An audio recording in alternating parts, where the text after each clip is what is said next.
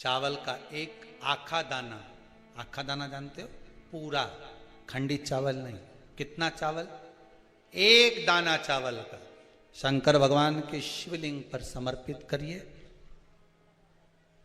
एक बेलपत्र जिसका डंडी का मुख अपनी ओर हो, जहां से चावल चढ़ाया है, उस चावल के ऊपर अपनी कामना कर कर रख दीजिए और चंद्रमौली भगवान का स्मरण करिए। कौन से भगवान? शंकर भगवान का सर्वश्रेष्ठ सुंदर नाम है चंद्रमौली।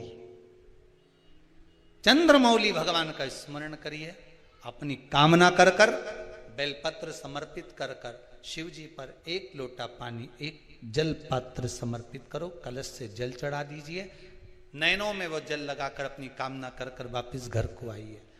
अगली शरद पूर्णिमा आएगी, जो कामना करी है मेरा चंद्रमौली भोलेनाथ उसे पूर्ण कर ही दे। हर जन्म के पीछे कोई कारण है।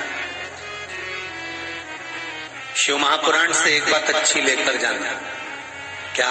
चाहे राजा होए चाहे रंग हो, गरीब होए चाहे अमीर हो, प्रत्येक मनुष्य को भगवान एक बार संभलने का मौका जरूर देता है, और उस संभलने के मौके में जिसने चौका लगा लिया वो आगे निकल ही जाता है।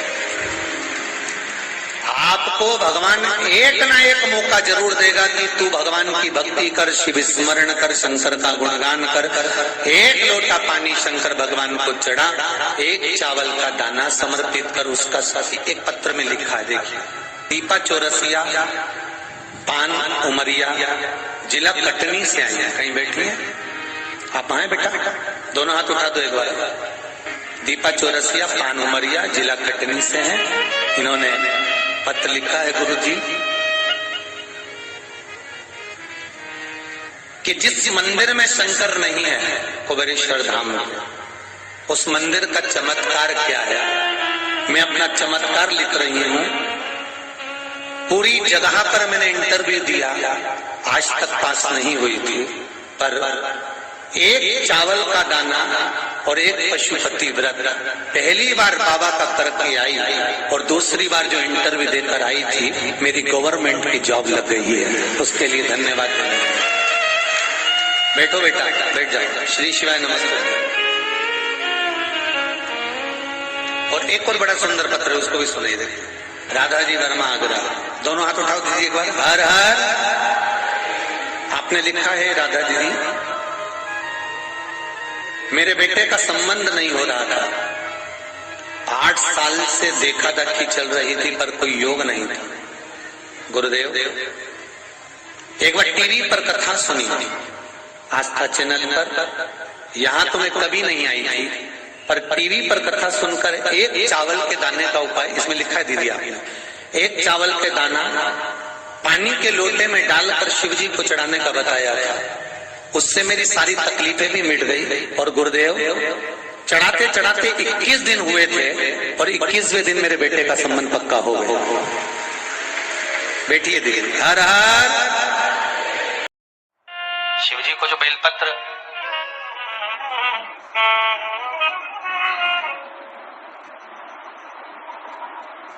समर्पित करी जाती है,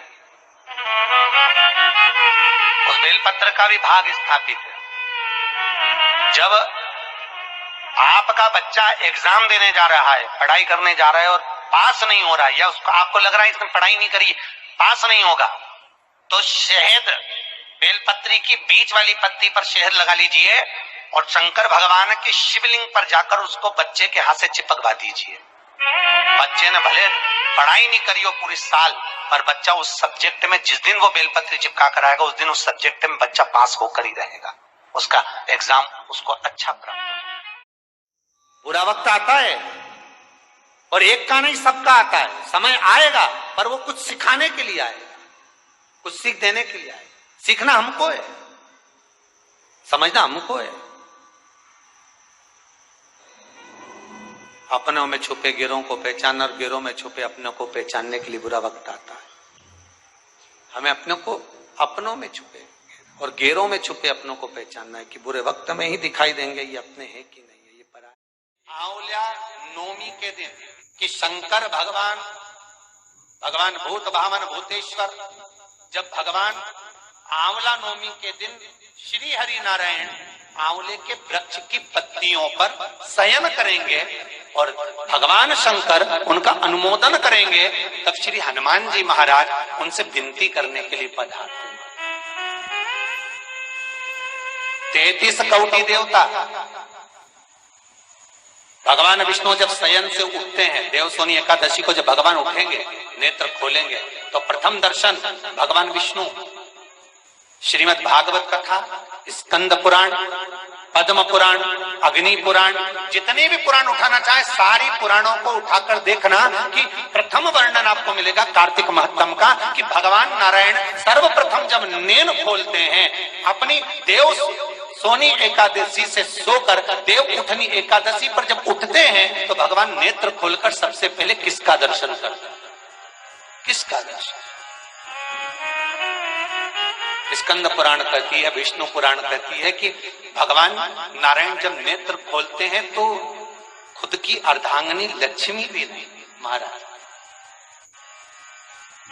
ब्रह्मा आदिकादिक देवता सब खड़े, पर भगवान नेत्र नहीं खोलते। कब तक? जब भगवान शंकर अपने ही मुख से भगवान श्री हरि का गुणगान नहीं गाते, डमरू का नाद नहीं। आंवले के वृक्ष के नीचे, स्कंद पुराण में भी है, कार्तिक महीने में आंवला नवमी पर आंवले के वृक्ष के नीचे भोजन करने से संपदा बढ़ती है। इसलिए आंवला नवमी पर लोग आंवले के पेड़ की पूजन करने जाते हैं तो वहां गोट भी करते हैं। बोलो सही है कि गलत है? वहां लोग टिफिन लेके जाते थे, पहले भोजन करते थे आंवला नवमी पे, आंवले के वृक्ष के नीचे भोजन करने पर संपदा बढ़ती। आंवला नवमी का दिन कार्तिक में पड़ती आंवला, ठीक है। लक्ष्मी जी ने कहा राजा बलि से, भैया पृथ्वी के लोग सबसे ज्यादा पूजन तो उसी दिन करते हैं, उसी दिन दीपदान करते हैं, और लोग तो धनतेरस के दिन दिया लगाते हैं, रूप चौदस के दिन लगाते हैं, दीपावली के दिन लगाते हैं, और सारा पुण्य तेरे खाते में लिखा जाएगा तो उनके खाते में क्या होगा? इतने में राजा बलि ने कहा, बहन लक्ष्मी चिंता मत कर, दीपावली के बाद में जो कार्तिक पूर्णिमा आएगी, उस कार्तिक पूर्णिमा के दिन जो किसी जलाशय के पास में जाकर, नदी तालाब कुंड कुआं किसी जलाशय के पास में जाकर अगर एक दिया लगा देंगे तो उसको तीनों दिन का पुण्य फल 1000 गुना होकर प्राप्त हो जाएगा, 1000 गुना। इसलिए हमारे यहाँ पर दीपावली को तो केवल दीपावली कहते हैं, पर कार्तिक की पूर्णिमा को देव दीपावली कहते हैं। कौन सी दिवाली है? जम के बोलो जरा, देव दीपावली। दीपावली से बड़ी दीपावली होती है कार्तिक पूर्णिमा के दिन, क्योंकि तुमने ये 3 दिन जो दिया लगाया इसका फल तुम्हें जब मिलता है जब तुम कार्तिक की पूर्णिमा के दिन किसी घाट पर, नदी के तट पर, तालाब के तट पर, सरोवर के तट पर जब दीपदान करते हो साहब, तब उसका पुण्य बढ़ जाता है।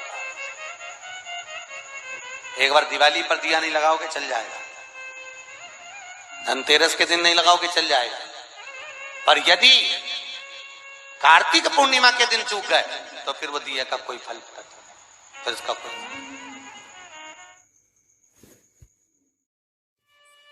आठ नियम सुने आप लोगों ने? विष्णु पुराण किस किसने सुना?